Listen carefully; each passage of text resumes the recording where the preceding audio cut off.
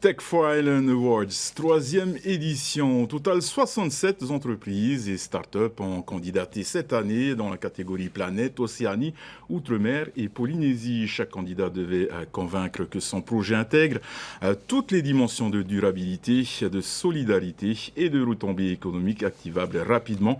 Pari réussi pour l'entreprise française Lys Packaging qui décroche le Grand Prix en catégorie Planète. En catégorie Océanie, c'est la société Pacific Beachcomber SC qui a séduit avec l'installation de son SWAC. Enfin, en catégorie Polynésie, c'est Ninamou Solutions qui arrive en tête avec son kit standardisé de potager familial. En raison des conditions sanitaires actuelles, les 4 lauréats recevront donc leur prix lors du prochain Tech for Island Summit décalé au premier semestre 2022.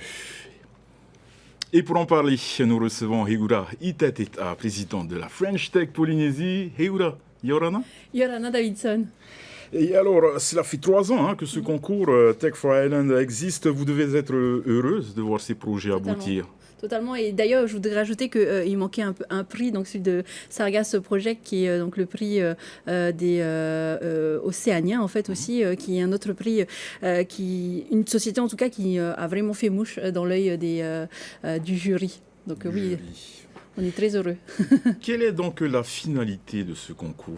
En fait, la finalité de ce concours, c'est notamment de donner une envergure aussi aux innovations qui peuvent venir de nos îles. On est hyper heureux et très fiers au niveau de la French Tech Polynésie d'avoir des projets polynésiens parce que ce qu'il faut savoir, c'est qu'on a eu un jury international qui a permis notamment d'avoir tous nos lauréats. Et en fait, on va les accompagner. Donc, chacun est doté d'une quinzaine de prix pour pouvoir notamment être accompagné par des mentors et des pontes, on va dire, de l'économie, notamment du numérique, et aussi participer à d'autres événements, comme Tech for Island Summit notamment. Qu'est-ce que justement ces jeunes entrepreneurs peuvent attendre de ce concours au-delà de tout ça? Déjà, une forte communication parce qu'on est vraiment actif au niveau et des réseaux sociaux et des médias. Et donc, merci d'ailleurs à TNTV d'avoir joué le jeu aussi, de valoriser ce concours et ses projets. Et aussi, il y a un accompagnement réel derrière, c'est-à-dire qu'aujourd'hui, on a nos lauréats, on les accompagne jusqu'à ce qu'ils puissent avoir la totalité aussi de leur prix et aussi de permettre de parler un peu d'innovation par et pour les îles.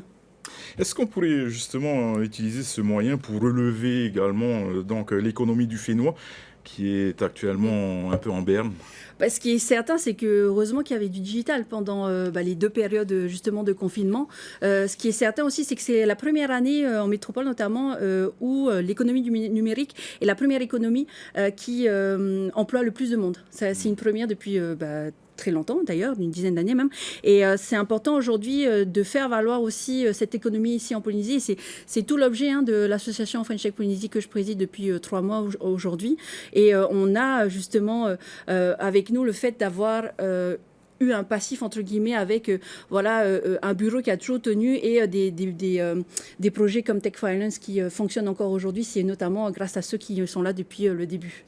Petite question subsidiaire, que pensez-vous des jeunes Polynésiens au Canada qui se lancent dans leur projet de crypto-monnaie? Déjà, ils ne le savent pas, mais on va prendre contact avec eux parce que une des choses qu'on a envie de faire au niveau de notre association, c'est de faire des rencontres quasiment tous les mois. Donc, depuis qu'on est au bureau, on essaie de faire des rencontres au moins une fois tous les 2 mois. Là, récemment, on a fait une rencontre autour des paiements en ligne avec toutes les banques. Les banques ont accepté de faire partie de ce tour de table. Et une des prochaines thématiques, justement, c'est la crypto-monnaie. Donc, ça me permet, notamment s'ils nous regardent ce soir, de leur dire qu'on va bientôt vous appeler. Et oui, moi, je ne connais pas toute la complexité qu'il y a derrière. Ce qui est certain, c'est que c'est aussi un métier d'avenir, en fait, des métiers d'avenir qu'il y a autour, notamment, de cette crypto-monnaie. Rapidement, dernière question pour vous, Heura. Vous venez il y a peu de prendre la présidence de la French Tech Polynésie. Quels sont vos objectifs et vos projets à venir?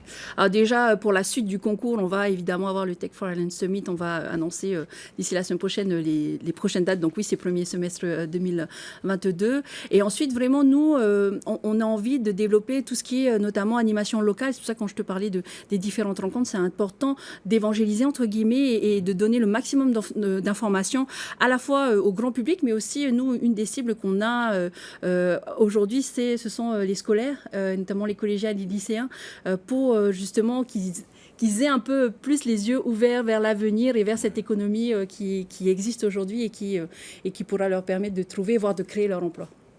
Merci beaucoup, Eura, Maruru Davidson. d'avoir répondu à nos questions.